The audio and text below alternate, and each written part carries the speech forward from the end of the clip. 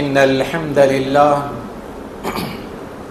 نحمده ونستعينه ونستغفره ونعوذ بالله من شرور أنفسنا ومن سيئات أعمالنا من يهده الله فلا مضل له ومن يضلل فلا هادي له أشهد أن لا إله إلا الله وحده لا شريك له وأشهد أن محمدًا عبده ورسوله أما بعد فإن خير الكلام كلام الله وخير الهدي هدي محمد صلى الله عليه وسلم وشر الأمور محدثاتها وكل محدثة بدعة وكل بدعة ضلالة وكل ضلالة في النار. بزرگان محترم، نوجوانان اسلام، عزیز بچوں، اللہ کے رسول صلی اللہ علیہ وسلم نے اس دنیا سے جانے سے پہلے اپنی امت کو ہر اس چیز سے آگاہ کیا جو ان کے لیے بعد میں شر کے طور پر، برائی کے طور پر، فتنے کے طور پر آنے والی تھی. اور پھر اللہ تبارک و تعالی نے اللہ کے رسول صلی اللہ علیہ وسلم کو اس قدر ذہین، سمجھدار، عقل مند، دانا ساتھی عطا کیے تھے. جب کبھی اللہ کے رسول صلی اللہ علیہ وسلم نے انہیں شر، فتنہ اور برائی کی بات کی تو صحابہ کا سوال تھا کہ اس سے نجات کا راستہ کیا ہے، اس سے بچنے کا طریقہ کیا ہے، اس سے اپنے آپ کو محفوظ کیسے رکھا جا سکتا ہے. آئیں اس حوالے سے اللہ کے رسول صلی اللہ علیہ وسلم کی کچھ احادیث کو سنتے ہیں. آپ صلی اللہ علیہ وسلم فرماتے ہیں: وَيْلٌ لِّلْعَرَبِ مِن شَرٍّ قَدْ اقْتَرَبَ مِن فِتْنَةٍ عَمْيَاءٍ صَمَّاءٍ بَكْمَاءٍ. بربادی ہو عربوں کے لیے اس برائی سے جو ان کے قریب آ چکی ہے. ایک ایسا فتنہ جو اندھا ہوگا، بہرا ہوگا، گونگا ہوگا. پھر فرمایا: القاعد فیہا خیر من القائم. ان فتنوں کے وقت میں جو انسان بیٹھا ہے وہ بہتر ہے اس انسان سے جو کھڑا ہے. والقائم فیہا خیر من الماشی. جو انسان کھڑا ہے وہ بہتر ہے اس انسان سے جو چل رہا ہے.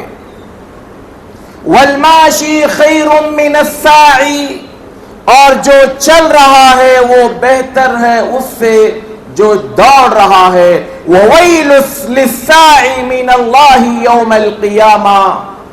اور ان فتنوں میں دوڑ لگانے والے، بھاگنے والے، فتنوں کی طرف جھکنے والے لوگوں کے لیے ہلاکت ہو اللہ کی طرف سے قیامت کے دن.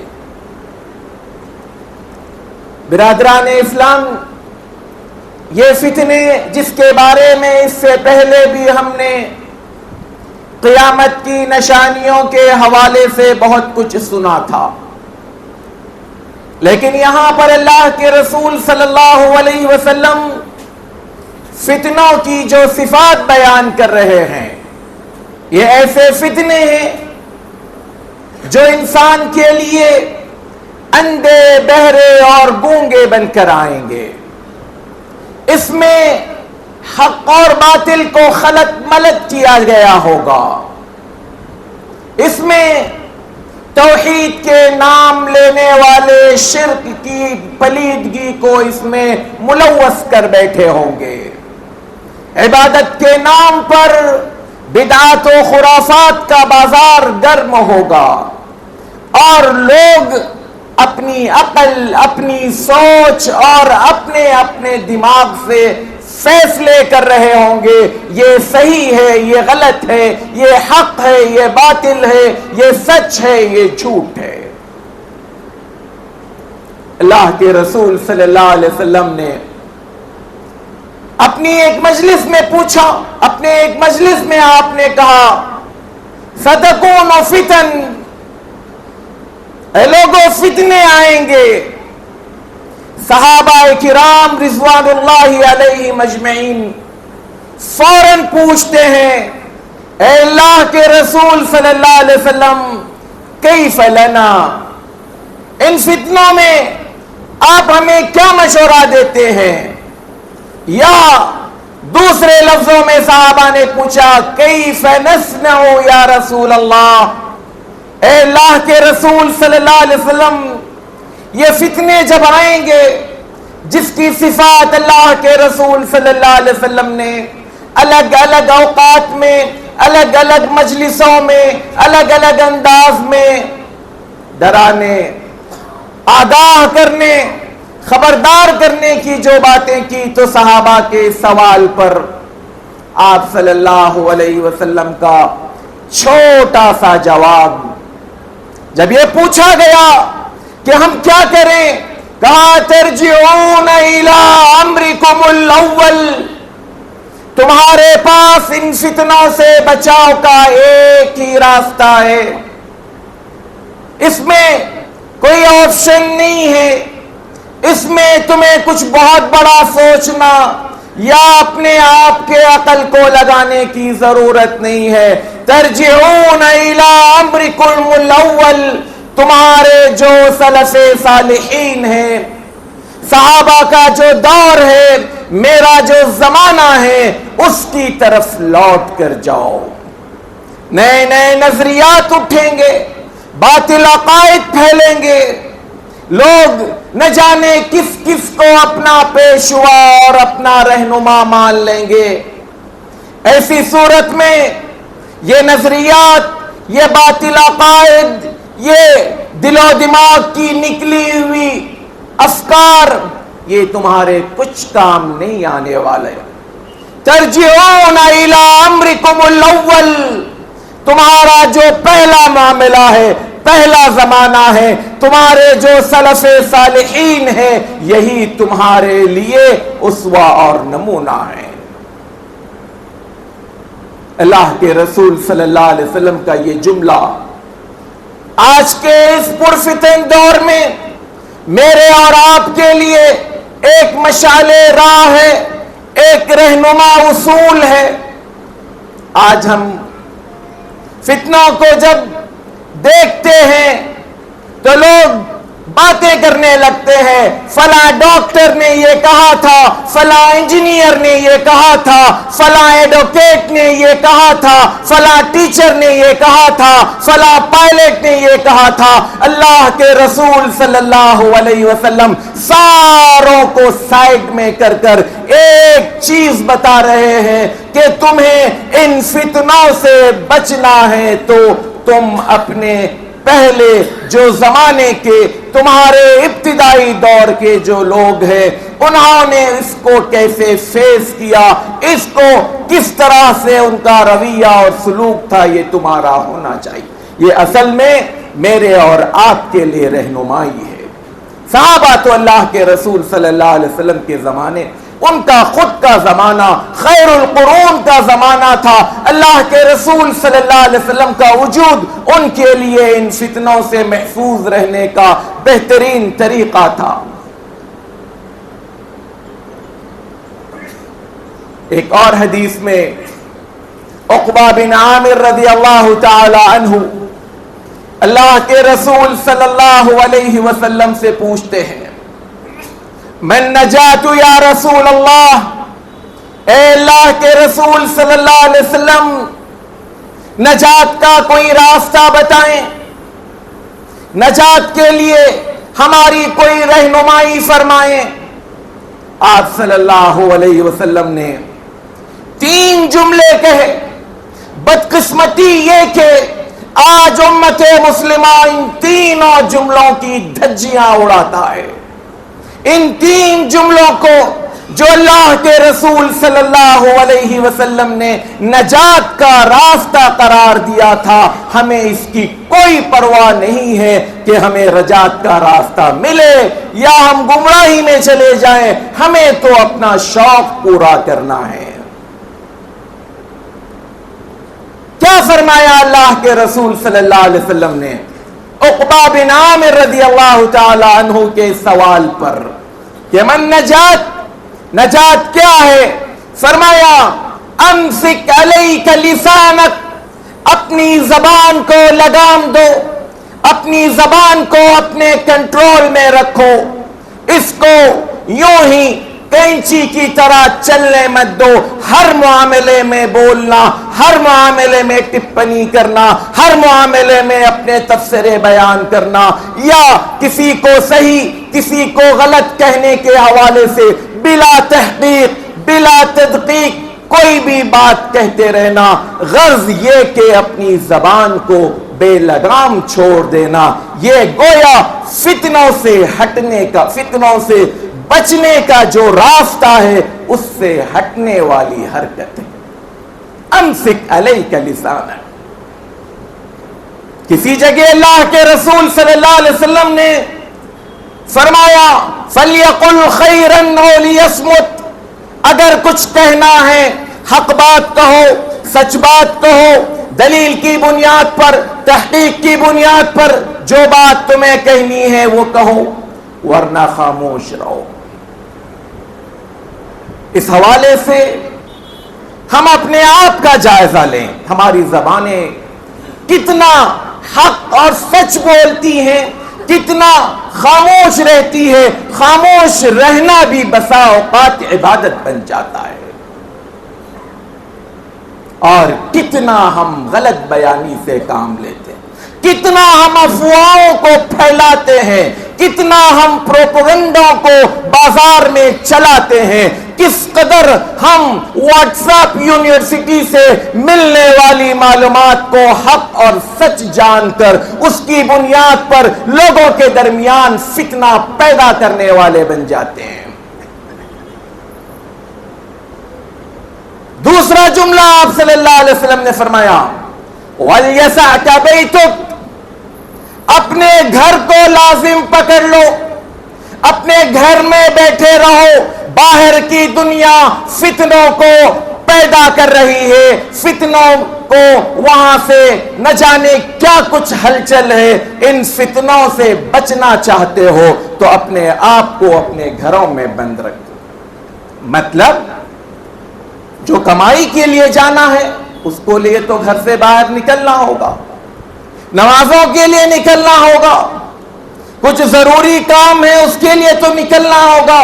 جب تمہارا کوئی ضروری کام، کوئی فرض، کوئی واجب کے ادا کرنے کے لیے باہر نکل رہے ہو، اپنے کام سے کام رکھو، پلٹ کر فوراً اپنے گھر کی طرف آؤ۔ تمہارا گھر تمہارے لیے سب سے بہترین امن کا گہوارہ ہے، امن کی جگہ ہے۔ باہر جتنا زیادہ رہو گے اتنا زیادہ اپنے آپ کو فتنوں میں ملوث کرو گے۔ تیسری چیز آپ صلی اللہ علیہ وسلم نے فرمایا وَابْكِ عَلَى خَطِيئَتِكَ، اپنے گریبان میں منہ ڈال کر دیکھو، اپنے گریبانوں میں جھانک کر دیکھو، اپنے گناہوں پر نظر رکھو اور اپنے ایک ایک گناہ پر روتے رہو۔ اگر تم اپنا جائزہ لوگے، اپنی فکر کرو گے، خود احتسابی کرو گے تو تمہارے پاس اتنا وقت نہیں بچے گا کہ دوسروں کے گریبانوں میں جھانکتے بیٹھو، دوسروں پر فتوے بازی کرتے بیٹھو، دوسروں کی عزتوں کو اچھالتے بیٹھو، دوسروں کے لیے فتنہ کھڑا کرنے کا کوئی تم حرکت کرتے رہو۔ وَابْكِ عَلَى خَطِيئَتِكَ، ہم میں کا ہر انسان اوپر سے نیچے تک تالو سے تلوے تک گناہوں میں ڈوبا ہوا ہے اور ہمیں فکر دوسروں کی ہے. اس کو الٹا لے کر چلیں. حدیث میں جو ترتیب بتائی گئی اس ترتیب کا الٹا چلیں تو اس کا معنی کچھ ایسا ہوگا کہ انسان کو سب سے پہلے اپنے گناہوں کی فکر ہونی چاہیے, اس سے توبہ اور استغفار کرنے کی کوشش ہونی چاہیے, اپنے آپ کا احتساب, اپنے آپ کا مواخذہ اور اپنے آپ کا محاسبہ کرنا چاہیے. پھر دوسرا قدم, گھر کے اندر رہتے ہوئے خیر کے کام, بھلائی کے کام, پڑھنے لکھنے کے کام, عبادت کے کام, جو کچھ کیا جا سکتا ہے کریں. جب تمہاری ضرورت گھر سے باہر کے نکلنے کی ہو تو باہر کی طرف نکلے, تو جو کام ہے اس کام کو کر کر فوراً اپنے گھر کی طرف آئیں. اور جب باہر نکلے تو پہلا ٹکڑا اپنی زبان کو لگام دے کر نکلے. ہر جگہ ہر بات پر اپنی زبان کھولنے کی جرأت اور جسارت نہ کریں. کس قدر واضح پیغام ہے اللہ کے رسول صلی اللہ علیہ وسلم کا. آج ہمارا کیا حال ہے اس حوالے سے, ہم اپنا جائزہ لیں. آئے پھر پہلی حدیث کی طرف, جس میں اللہ کے رسول صلی اللہ علیہ وسلم نے فرمایا کہ جو انسان فتنوں سے جتنا بچے گا, جتنا دور رہے گا, جتنا اپنے آپ کو انوالو نہیں کرے گا, وہ محفوظ ہے. اور اسی حدیث میں آپ نے فرمایا وَمَن يُشْرِفْ لَهَا يَسْتَشْرِفْهُ, جو فتنوں کو جھانکنے میں جائے گا, جو فتنوں کو ڈھونڈنے جائے گا, جو فتنوں کے اندر اپنے آپ کو انوالو کرے گا, فتنہ اس کو اپنے اندر گھسیٹ لے گا. اللہ کے رسول صلی اللہ علیہ وسلم کا کمال یہ تھا, آپ صلی اللہ علیہ وسلم کی خوبی یہ تھی جس کو ہم اپنے منبر پر کئی مرتبہ سن چکے, کہ آپ صلی اللہ علیہ وسلم بڑی بڑی باتوں کو چھوٹے چھوٹے جملوں میں بیان کرتے تھے, لیکن اس حدیث میں اللہ کے رسول صلی اللہ علیہ وسلم کو دیکھیں کس قدر چھوٹی بات کو لمبا کر کر بتا رہے ہیں, تاکہ مجھ جیسے بدھو کو بھی یہ بات سمجھ میں آئے کہ میں یعنی اللہ کے رسول صلی اللہ علیہ وسلم تمہاری خیر خواہی کی جو بات کرنے جا رہا ہوں, اس کو سمجھنے کی طرف, اس کو توجہ دینے کی طرف اپنے آپ کو لاؤ. کیا فرمایا؟ جو بیٹھا ہے وہ کھڑے ہونے سے بہتر ہے. یعنی بیٹھنے والے کی ایکٹیویٹیز, اس کی ہلچل, اس کی حرکت بہت محدود ہے. کھڑا رہنے والا انسان کچھ نہ کچھ کبھی بھی کر سکتا ہے. تو کہا بیٹھنے والا بہتر ہے کھڑے ہونے والے سے. پھر وہ کھڑا رہنے والا بہتر ہے جو چل رہا ہے, جو چل رہا ہے وہ بہتر ہے جو دوڑ رہا ہے. اور خاص کر اللہ کے رسول صلی اللہ علیہ وسلم نے ٹارگٹ کرتے ہوئے دوڑنے والے کے لیے کہا وَيْلٌ لِلسَّاعِ مِنَ اللَّهِ يَوْمَ الْقِيَامَةِ, اللہ کی طرف سے اس دوڑنے والے پر ہلاکت اور بربادی, کیونکہ وہ جب دوڑے گا پورے معاشرے کو, پوری سوسائٹی کو بربادی کے دہانے پر لا کر کھڑا کر دے گا. تو جس کی جو حرکت ہے الجزاء من جنس العمل, وہ چونکہ بربادی کی طرف لا رہا تھا, اس لیے اللہ کے رسول صلی اللہ علیہ وسلم نے پہلے اس کے بربادی کی دعا کی یا بد دعا کی. آئے آخر میں اللہ کے رسول صلی اللہ علیہ وسلم کا اپنا ایک عمل دیکھیں. یہ فتنوں سے اللہ کے رسول صلی اللہ علیہ وسلم صرف یہ کہ محفوظ تھے, آپ صلی اللہ علیہ وسلم عین ہدایت اور اللہ تبارک و تعالی کے صراط مستقیم کے سب سے اول ترین, سب سے بہترین داعی تھے. ام سلمہ رضی اللہ تعالی عنہا فرماتی ہیں, شہر ابن حوشب رحمت اللہ علیہ ایک تابعی ہیں, وہ کہتے ہیں میں نے ام المومنین سلمہ رضی اللہ تعالی عنہا سے پوچھا، اے ام المومنین، جب اللہ کے رسول صلی اللہ علیہ وسلم آپ کے گھر میں ہوتے، آپ کے کمرے میں ہوتے، تو کون سی دعا زیادہ پڑھا کرتے تھے؟ کس دعا کو آپ کثرت سے دہرایا کرتے تھے؟ ام المومنین ام سلمہ رضی اللہ تعالی عنہا نے کہا، اے شہر، اللہ کے رسول صلی اللہ علیہ وسلم کی زبان پر کثرت سے یہ دعا ہوا کرتی تھی، یا مقلب القلوب ثبت قلبی علی دینک، اے دلوں کو پھیرنے والے رب، میرے دل کو تیرے دین کی طرف پھیر دے۔ ام سلمہ رضی اللہ تعالی عنہا ام المؤمنین اللہ کے رسول صلی اللہ علیہ وسلم سے تعجبانہ انداز میں پوچھتی ہے، اے اللہ کے رسول صلی اللہ علیہ وسلم، کیا بات ہے، آپ کثرت سے اس دعا کو پڑھتے ہیں جبکہ آپ حق کے دائی، ہدایت کے علم بردار، صراط مستقیم کی طرف لوگوں کو بلانے والے، اور آپ اللہ سے دعا کر رہے ہیں کہ اللہ تو میرے دل کو تیرے دین پر ثابت قدم رکھ۔ کہا، اے ام سلمہ، بندوں کے دل رحمان کی دو انگلیوں کے درمیان میں ہے، یقلبها کیف یشاء، بندوں کے دل اللہ کی دو انگلیوں کے درمیان ہے، جیسے چاہتا ہے پلٹتا ہے، من شاء قام ومن شاء زاغ، جس کو چاہتا ہے ثابت قدم رکھتا ہے، اس کو ہدایت پر باقی رکھتا ہے، اور جس کو چاہتا ہے وہ گمراہی کی طرف نکل جاتا ہے۔ سو جتن کر کے دسیوں وسائل اور اسباب بتا کر اللہ کے رسول صلی اللہ علیہ وسلم اپنے تئیں اس دعا کو پڑھتے تھے۔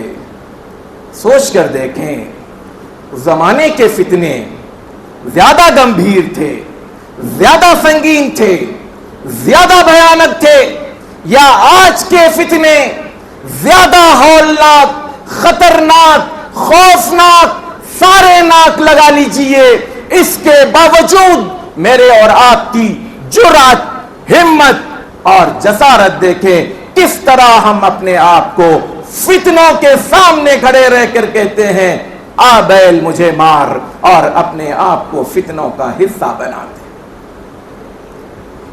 میں اور آپ جس دور سے گزر رہے ہیں، اس میں سب سے اہم یہ ہے کہ ہم اپنے ایمان کی حفاظت کریں، اپنے عقائد کی حفاظت کریں۔ باطل نظریات، باطل افکار دین کے نام پر فروخت کی جا رہی ہے۔ شکم پرور مولویوں اور ملاؤں نے دین کے نام پر اسلام کا مربع بنا لیا ہے، اور نت نئے قسم کی چیزوں کو اسلام میں داخل کرنے کی کوشش بلکہ سازش کی جا رہی ہے، اور ہم سب اس کا حصہ بنے جا رہے ہیں۔ یہ نئے نظریات، نئے افکار میرے اور آپ کی نجات کا ذریعہ نہیں ہو سکتے۔ میرے اور آپ کی نجات کا ذریعہ اللہ کے رسول صلی اللہ علیہ وسلم کی تعلیمات اور صحابہ کرام رضوان اللہ علیہم اجمعین کا طرز عمل اور طرز حیات ہے۔ اللہ تبارک و تعالی سے دعا کیجئے، اللہ تبارک و تعالی ہمیں ہر قسم کے فتنوں سے، جو چھپے ہیں، جو ظاہر ہیں، جو چھوٹے ہیں، جو بڑے ہیں، جو اپنوں سے آ رہے ہیں، جو یاروں سے آ رہے ہیں یا غیروں سے آ رہے ہیں، اللہ تعالیٰ ان سب فتنوں میں ہم سب کو محفوظ رکھے، جب تک زندہ رکھے، ایمان پر، اسلام پر، عقیدہ توحید پر قائم رکھے۔ جب ہمارا خاتمہ ہو تو کلمہ توحید ہماری زبانوں پر آئے۔ آمین۔ اقول قولی ھذا واستغفر اللہ لی ولکم ولسائر المسلمین من کل ذنب